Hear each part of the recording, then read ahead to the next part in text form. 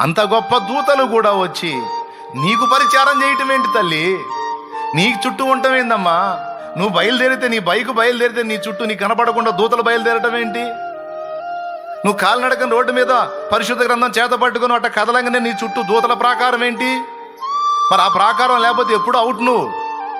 ఎందుకంటే నువ్వు దేవుడి కొడుకువి, కూతురివి అయినందున, కుమార్తెవి, కుమారుడు అయినందున నీకు ఆధిక్యత ఎంత లభించిందో ప్రమాదం కూడా అంతే వచ్చింది. ప్రమాదం ఏంటంటే శత్రువుకి ఈర్ష్య కలిగింది నీ మీద. ఉచితంగా కొట్టేశారు కదరా. కేవలం విశ్వసించుట ద్వారా ఏకదం సింహాసనాన్ని కొట్టేశారు కదరా.